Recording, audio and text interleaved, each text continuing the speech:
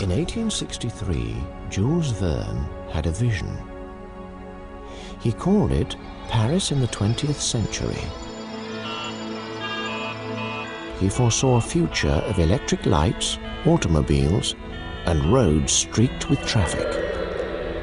It was the story of a world gone wrong. He even predicted that a vast mechanical cathedral would rise in the center of Paris. But the book was too pessimistic to print. In 1889, technology caught up.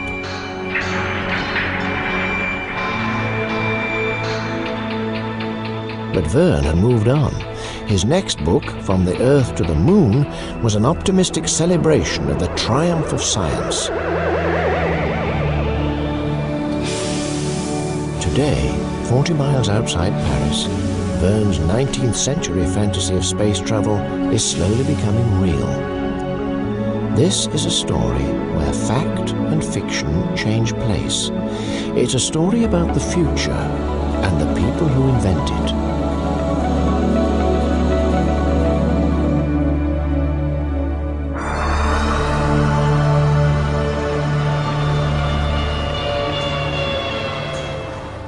Eight miles north of Los Angeles, a few minutes' drive off the interstate, is the small suburb of Glendale. Hidden in the quiet, tree-lined streets is a high-security compound. Exactly what happens inside has remained a closely guarded secret for over 40 years.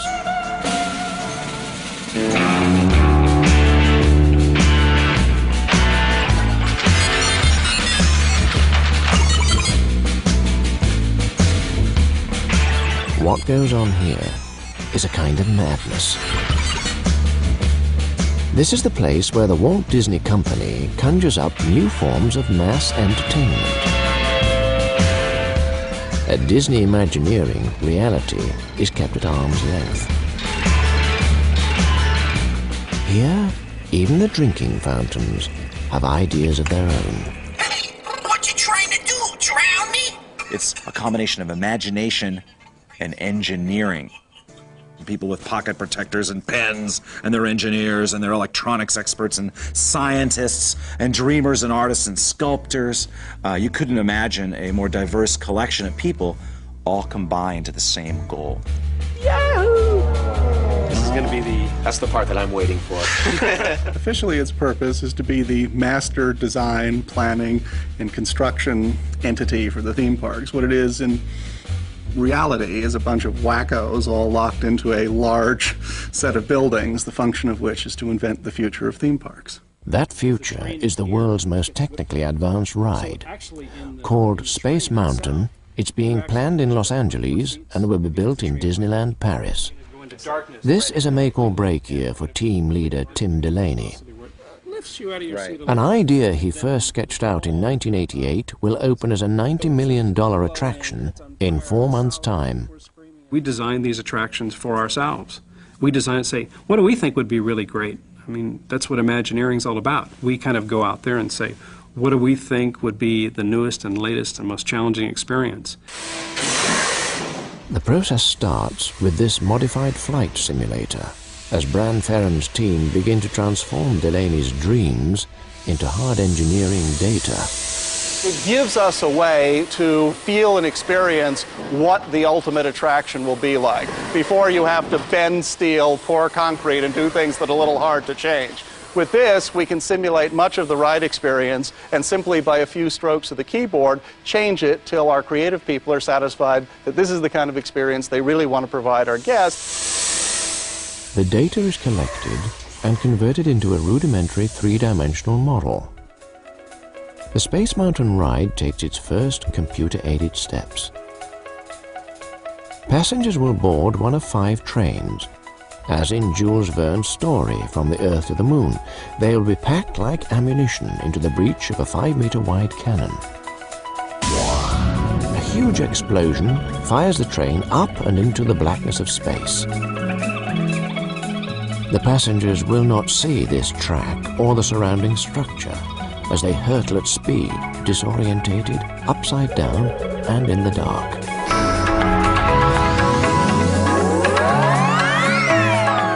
Towards the end of the 2-minute ride, they seem to fly through a cluster of asteroids, crashing through one in a shower of sparks.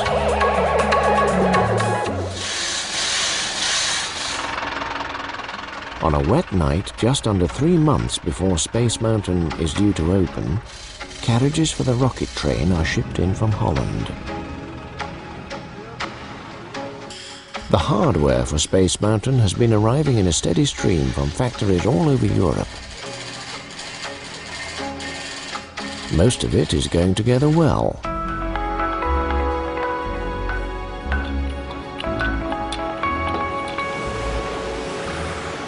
The mountain, a vast steel volcano, is now a familiar silhouette to visitors, but it's far from complete.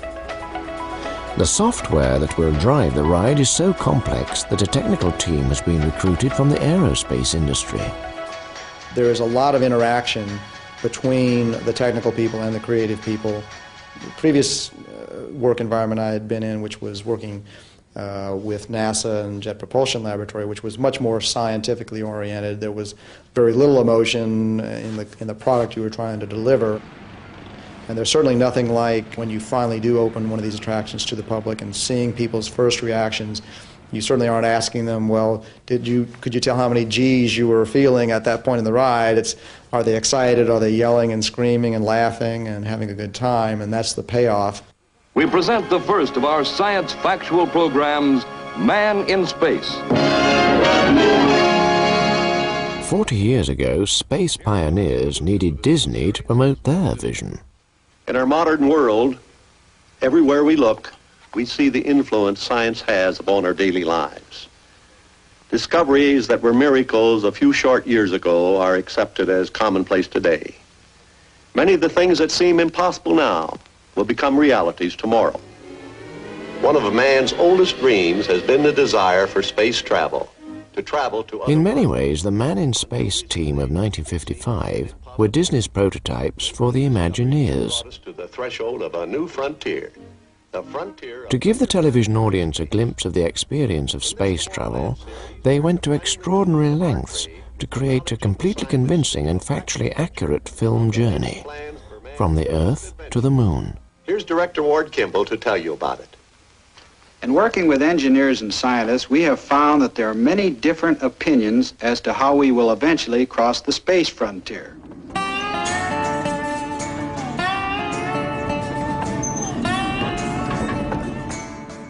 Ward Kimball still lives in Los Angeles, his home a surreal monument to a lifetime in the movie business.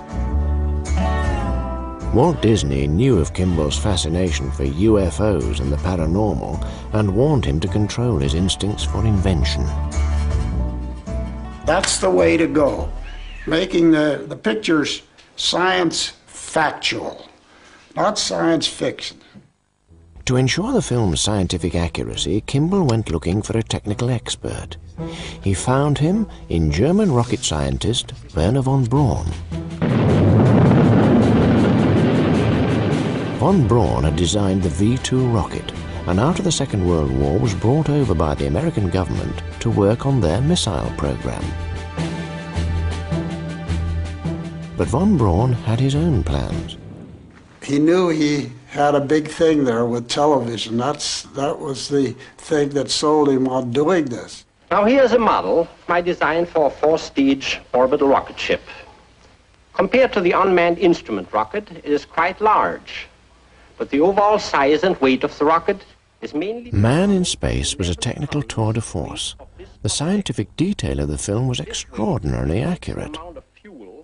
Von Braun even suggested the astronauts would return in a prototype version of what was to become the Challenger space shuttle. The payload in the top section will consist of 10... In effect, the film was a direct sales pitch to the American public for his belief in the reality of space travel. If we were to start today on an organized and well-supported space program, I believe a practical passenger rocket could be built and tested within 10 years. I was very young at the time, and I remember watching the show.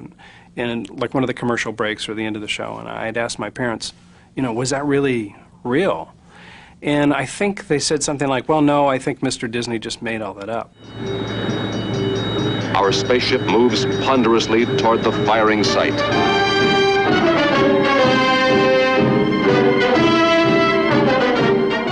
After von Braun's introduction to man in space, his scientific theories were brought to life in an animated rocket flight. I was also very positively affected by the fact that someone could take a dream or something that had not existed before and put it into a form that seems so absolutely real. 10, 9, 8, 7, 6, 5, 4, 3, 2, 1. At 7:30 on March the 9th, 1955, an 8-year-old Tim Delaney and 100 million others switched on their televisions to watch Man in Space. Equally enthralled was a 65-year-old viewer in the White House. It impressed President Eisenhower. I can remember this, and the next day he phoned Walt, wanted to borrow a print of it. Walt wanted to know why. He says, I'm going to show it to all of those stuffed shirt generals that don't believe we're going to be up there. Man in Space created a sensation. In the Pentagon, it was run and rerun in private screenings, while on June the 15th, due to massive public demand, it was also re-aired on television. On July the 29th, now assured that both the military and the people would back the huge expenditure, the American space program was launched.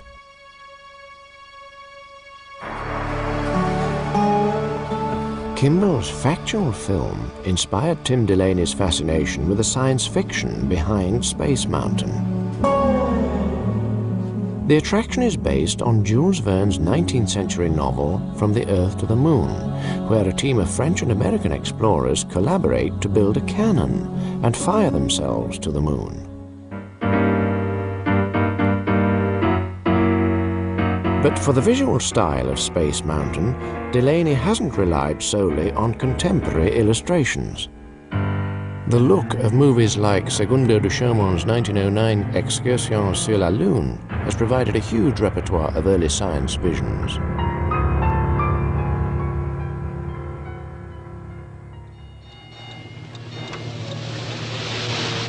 The extraordinary sets of the 1954 Disney version of another classic Verne novel, 20,000 Leagues Under the Sea, has been the inspiration for the rivet and boilerplate aesthetic of Space Mountain.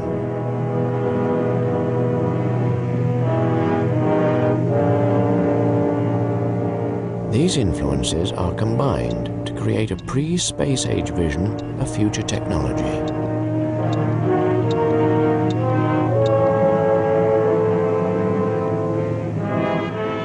And at the heart of the mountain is Jules Verne's Columbiad, a massive 15-ton cannon. This cannon clearly represents the fact that this is an experience that when you get in it and you're launched, I mean, a cannon, big bang, launch, high speed, it will pay off. But beneath the carefully art-directed exterior of Space Mountain is a private, unseen world of steam, oil, and electronics. Ron Hamming is part of the technical team who must make the cannon work. Tower from Project 34, going through door 12. There are 6 weeks to go.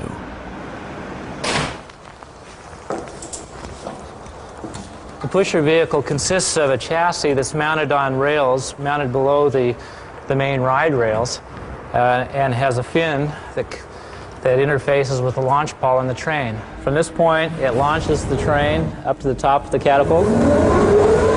A mechanical engineer from Garrett Air Research, Hamming has devised a catapult launch system based on aircraft carrier technology. We've come up with a concept similar to a very high-speed winch system, which acts as a catapult, but more reliably and more safely than something that the military would use for their pilots and their planes. This is the underside of the catapult. Train comes up here, the pusher vehicle attaches to the train and launch the train into the mountain. The whole catapult launch duration is over with in about 3 seconds. In those 3 seconds, they've transited about 50 meters of track. So it's comparable to going to about 0 to 50 miles an hour in about 2 seconds.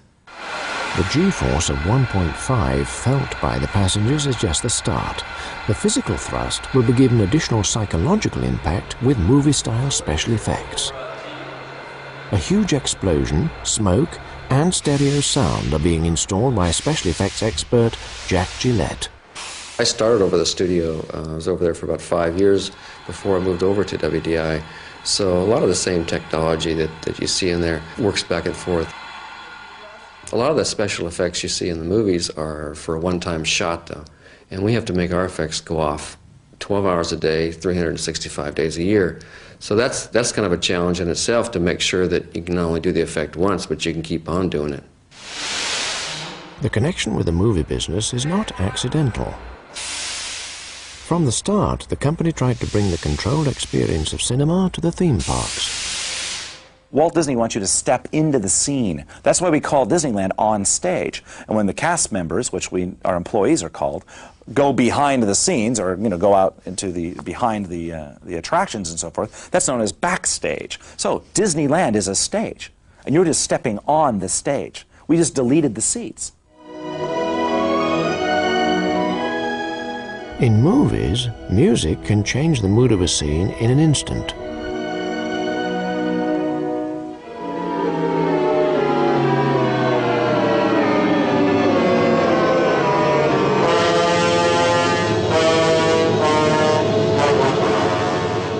A synchronized score has never been possible in a ride, but Delaney is determined to use the musical power of films like 20,000 Leagues Under the Sea to manipulate emotions on Space Mountain.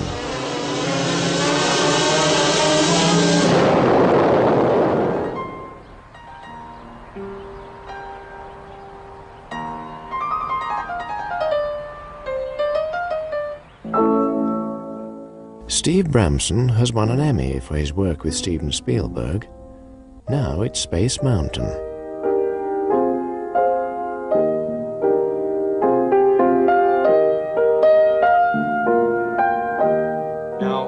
I wanted to have some swirling. I mean, we have, some kind of swirling effect, which is very hard for me to duplicate on the piano. You have all the brass very heroically playing, with the violins up here kind of singing away, and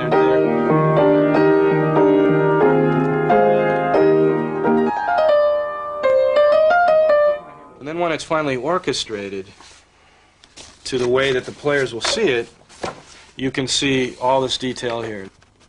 The idea of this sort of thing is taken exactly from a film. The only difference is you are there. While Bramson struggles with the music in Los Angeles, in Paris the ride is tested for the first time, with sandbags instead of passengers. The reason no one has written synchronized music for a roller coaster ride is that it's been technically almost impossible. As with most really great projects, they ought to be creatively driven, not technologically driven. So the fact that it's difficult or unpleasant to accomplish really ought to be secondary to that it's wonderful to experience. It was decided early on that wouldn't it be great to have sound to be able to score something like a roller coaster ride? That's never been done before. And the answer is yes, it would. We did some tests. And then the problem is, okay, how do we make this really work? How do we get you to hear high-quality sound and special effects, give you directional effects, while you have wind blowing in your face, the sound of other roller coasters, people screaming their brains out? The Imagineer solution was to develop the Local Control Unit, or LCU, installed in Paris by audio specialist John Groper. The LCU is basically similar to a MIDI recording studio or playback studio, and all included right here on board. The sound processing takes place in here, and then we store the actual program material on these devices here, which are called flash memory cards. And each of these cards, which is about the size of a credit card, holds 20 megabytes of memory in solid state form, and it doesn't move. which is very important for this onboard roller coaster, because if it moved, it would likely move at the wrong time under the vibration of the roller coaster.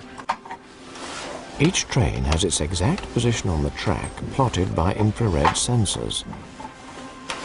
When it's recorded, Steve Rabson's score will be separated into musical layers and digitally stored on the flashcards. As passengers move through the attraction, the music will be automatically re-cued and remixed to synchronize exactly with the ride experience. By the early 60s, with the prospect of a successful moon landing growing nearer, the Imagineers were able to use space technology to create a form of primitive robotics. Take a drink from the Ohio. Called audio animatronics, the technology would play a major part in Disney's optimistic depiction of the future. Now, this contraption here might look like something from outer space, but it's actually a control harness for programming the actions and gestures of our audio animatronic figures. Shall we show them how it works? Very well. This is the Carousel Theater host. Whatever the man in the harness does, this figure will respond simultaneously in the same manner. There's a great, big, beautiful tomorrow. An audio animatronic family populated the Carousel of Progress, its theme tune echoing Disney's faith in things to come. And tomorrow's just a dream away. For 40 years, Disney had promoted his special brand of optimism. His dream with mind and heart. When it becomes... But 3 months after this clip of film was shot, Disney died, missing the moon landing he had yearned for by 3 years. Shining at the end of every day, there's a great, big, beautiful tomorrow, just a dream away. The astronauts returned to find themselves transformed into media stars. Their scientific achievement was swallowed up in show business. Once men were on the moon and the dream faded, with it went some of the naive optimism of Disney's vision of the future. I guess after Walt died, it became difficult. I wasn't in the company, but I think the creative side became more of what would have Walt thought, what would have Walt done, and the business side became more conservative and stronger. Things got done, great things got done. Epcot Center got built, Tokyo Disneyland got built. But experimentation, risk-taking, insanity, neurotic creative behavior was replaced by a studied business practice. Yesterday's memories. One of the first casualties was a song behind the Carousel of Progress. Instead of Wait for Tomorrow, the theme became Live for Today. You've got it made. The world's forward marching and you're in the parade. Now is the time. Now is the best time, be it. And the idea of space travel changed from a scientific adventure into an entertaining storyline. For it's the best time of your life. At Space Mountain, reality has intruded on the fantasy in the shape of the French government inspector. See how the train goes, and 2, see how it feels for you. The first test will be to see if the train can stop itself in the event of a software failure. This means programming a deliberate breakdown into the ride control system. So Brian's going to make the software patch. I saw that also on the main. The system has to fail safe. And we have to go through all the failures, and sometimes that's what takes a lot of time, is creating failures that are supposed to happen 1 in a million or are never supposed to happen. Trying to figure out, now that you have the system in place so that these things can't happen, you make them happen so you can see how the system reacts. Greg, was that brake 17 that you wanted to close after the vehicle struck sensor 2PA? The vehicle passes 2PA, please close brake 17, yes. 10. Just the last where you're sitting only. You want a heavy train. If Space Mountain fails any of the stipulated tests, it won't be able to open as an attraction. Yes. And you then try for from the front? Oh, it's the middle. Okay. Okay. Susan for Greg. Okay, we have the software patched in and we're ready to launch. You guys ready?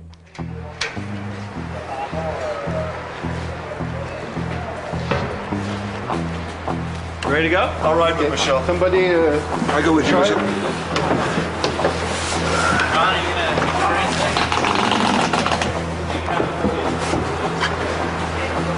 Okay, we're ready here. Okay, Tower, give me an announcement and we'll start it off. Attention Space Mountain, attention Space Mountain. Rocket train be launching the mountain immediately. Stand clear of all equipment, please. Thank you. Attention Space Mountain, attention Space Mountain. Un train va être catapulté dans la montagne immédiatement. Tenez-vous à l'écart de tout équipement. Merci. Vous êtes safe and clear, Patrick?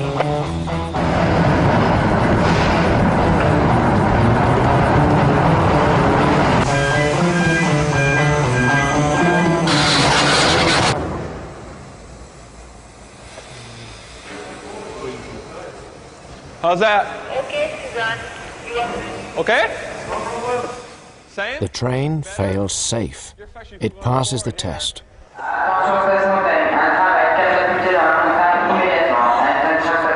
Over the next 2 weeks, other tests will not go so well.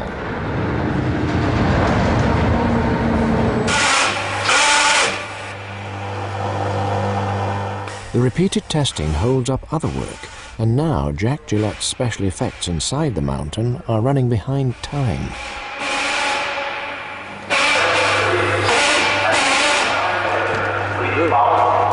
That's a little too effective. Disney in the early 80s existed in a changed world. The 50s optimism about the future was replaced with a new sense of uncertainty. Tron, Disney's first film attempt to grasp this, was a darker vision of a computer gone mad. I had a conversation with our Imagineers, most of whom, like me, grew up in an Orwellian kind of view of the future, a Tomorrowland view of the future, a Star Trekian, Star Warsian view of the future, and all of a sudden it seemed like maybe the future was kind of going back to a less high-tech view, a less polyester view. I think the average American thought the future was the Jetsons. It was skateboards floating through the air. It was that things made out of plastic were intrinsically superior to things that grew. Our challenge is how, in a theatrical attraction, to create a sense of future. And the sense of future may have absolutely nothing to do with chronological prediction. What it has to do with is mood and feeling and passion about what there is to come. The response has been a march back to imagination.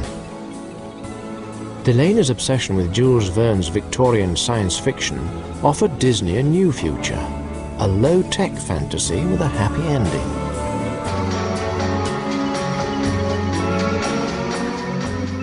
But behind the fantasy, there are urgent practical realities. 600 volunteers pack Space Mountain as the Ministry of Transport look on. An evacuation rehearsal is underway.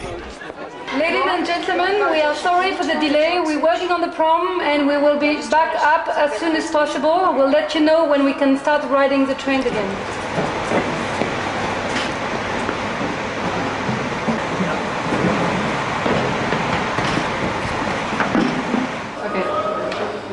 Train, you've got a train. Fine. It's probably parked. Bonjour! But the ride operators are caught up in the excitement of the attraction. They talk to the visitors rather than getting them out.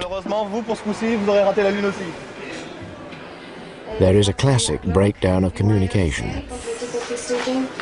7:30, the last evacuation time. Half an hour. This is a vital stage in the gradual transfer of control from the Imagineers to the local Disney operators who must run the ride on a day-to-day basis. Attention Space Mountain, mise attention ici, attention au maintenance. Attention Space Mountain, down for Vous pourrez tout faire d'une traite, ne vous inquiétez pas. Bonjour, ça va? Sorry? Yeah, we're missing one. Here we go.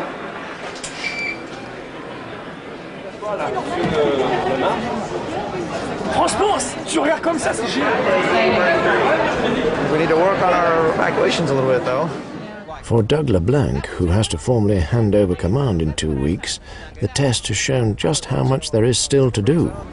They talked to the guests for 5 minutes before they started releasing harnesses. Well, maybe he had some good jokes to tell. I don't know. And I noticed that the other break zone took even longer. Really? Yeah. So, yeah, we're not doing badly for the first night. Second night. The process must be repeated until the ride safety can be signed off. But the tests have revealed an alarming piece of information. Hello? Back in Los Angeles, Tim Delaney gets an urgent call from Paris. Okay, wait a moment. Well, my confidence is really boosted here. Hello? Hello?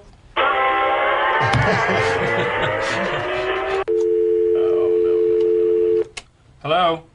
Hello again. Hello? The government officials claim that the train is running faster than is safe or legally permissible. They won't let it open unless Delaney slows it down by 15 seconds. 15 seconds? Yeah. Once we start creeping up anywhere above 5 or 6 seconds, it becomes much more difficult to get the music in sync, you know, via editing and stuff like that. It'll just really. For music producer Aaron Richard, the immediate problem will be resynchronizing the complex music track. It seems to me that would have a significant show impact on the ride. Now we've got a real significant problem. Now we really have an issue that we have to battle on. The orchestra recording session due later that night in Hollywood is cancelled, but at a cost. Time is running out. Cutting the speed could affect the capacity of the ride. But the greatest pressure on Delaney is creative. Slowing the ride will destroy the experience he wants to offer visitors. He can see 8 years' work evaporating in a cloud of bureaucratic compromise. It's time to confront the president of Imagineering, Marty Sklar. Do you have a moment we can talk about? Mr. Excuse me, interrupt. We got a bit of a problem on the ride. The ride's running a little too fast. And the implications of this is the music is going to be out of sync. Well, this all sounds too familiar. The show always ends up the last thing we figure out how to do. If we run 4 trains, then it's a situation where we don't get the capacity. If we run 5 trains, then there's a potential of trains potentially backing up inside the mountain. So we're off like 5 seconds, and everyone over in France is scrambling to actually tune this thing to find out where we take up the 5 seconds. So it is a big issue because capacity is going to be key with what we know is going to be the popularity of this. The whole issue of capacity, the thrill of the ride, working with the show, working with the music are all the implications of this.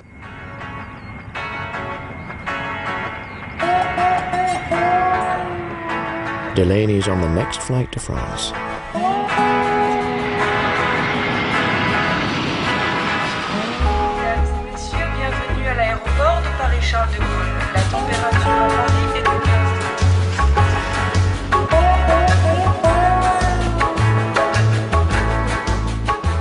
This is the first time he has seen the completed Space Mountain.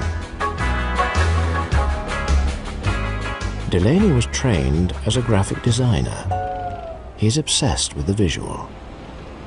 He doesn't like what he sees. The cannon looks too clean. The mechanism feels fake. For him, the fantasy will only be truly effective if the cannon is a believable piece of machinery. For a moment, problems with the music are forgotten as Delaney gets to work with the team of scenic artists. Coming through here, and right, it's a little bit dark and the crevices there, and then on the edges, we'll highlight those edges so it looks like it's been used, but actually we're taking really good care of it. All this area up here, I wouldn't touch this. I mean, I wouldn't do too much character finishing here. I wouldn't do any at all, as a matter of fact. But down up here, down up around in that area there, where the gun sight is, make it look as rich and as well taken care of as possible. Up to the top of the world.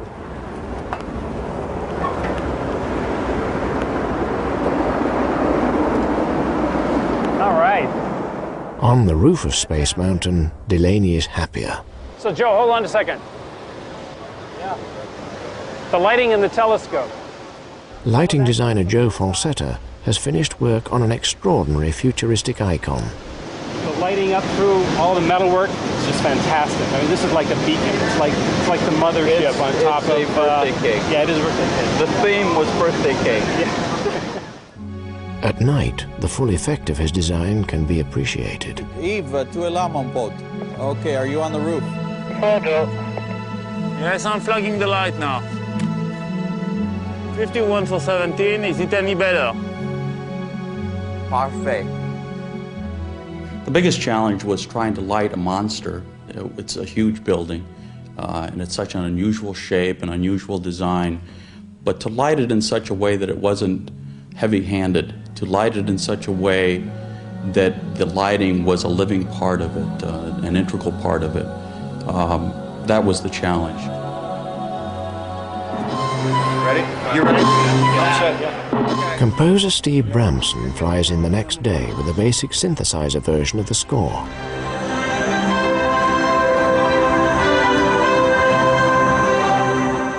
This is his first time in Paris and his first ride.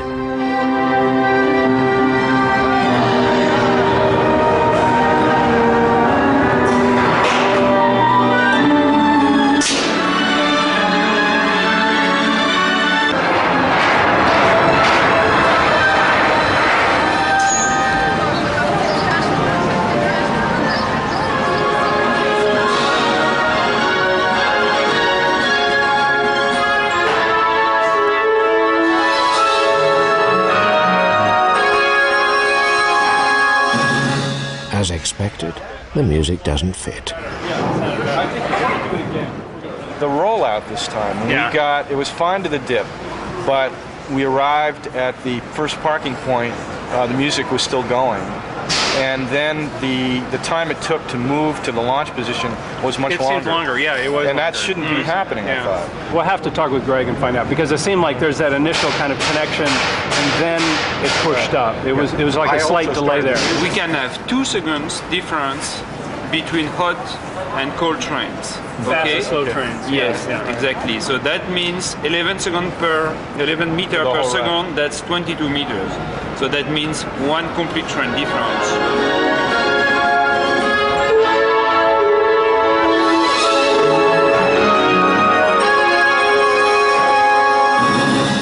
3.5 seconds.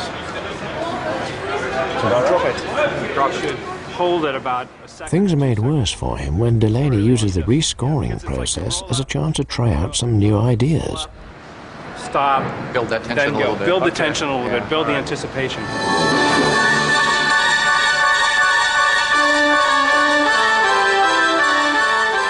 Bramson is beginning to realize that a complete music rewrite is needed.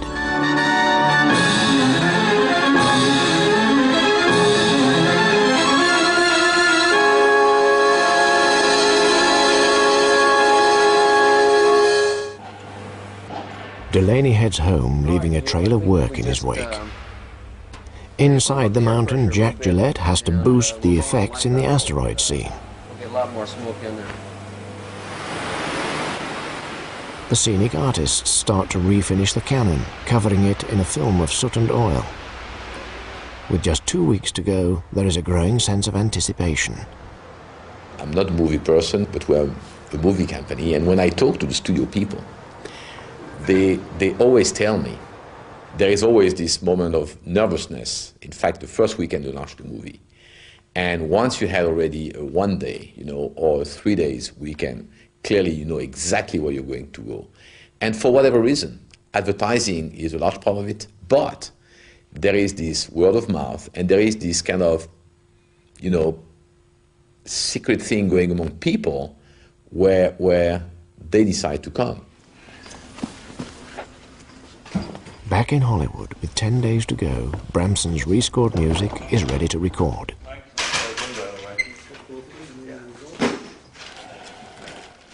There just really is nothing like a real large orchestra. The colors will just be that much more sharper. The silvery glow of the flutes and the power and the excitement of the brass will be much more real and discernible than to the synthesizers.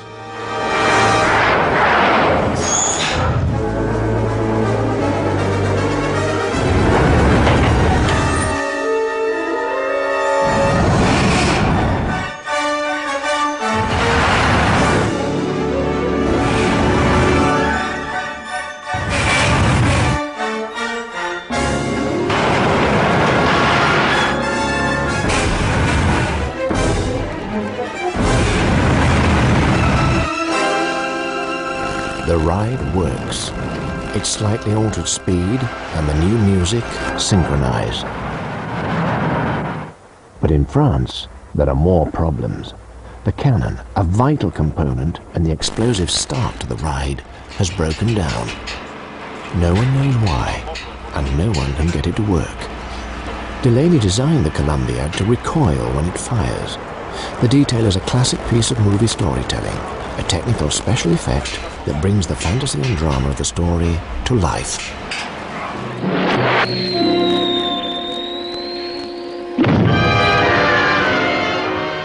In 1955, Ward Kimball was in the middle of a similar battle with Man in Space.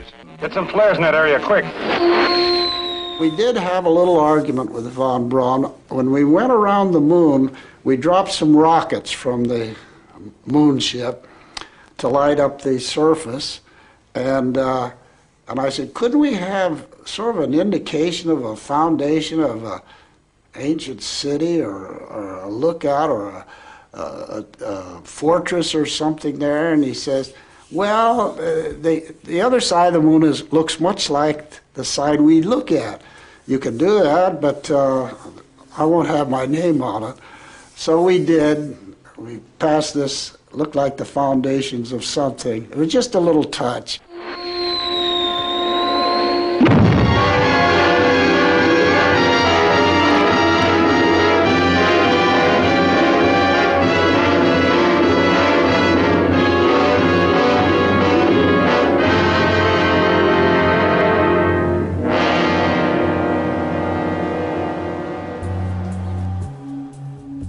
Whether the cannon works or not, there's now little more that Delaney can do. As Space Mountain prepares to open for the first time, he is back in Los Angeles. With 36 hours to go, ride engineers fix the problem. Space Mountain opens on time and working perfectly. Every 36 seconds, 55 new passengers will experience every detail of the dream Delaney first had 8 years ago. But as he clears his office, his mind is not on Paris or with Space Mountain, but on the beginnings of a new piece of madness.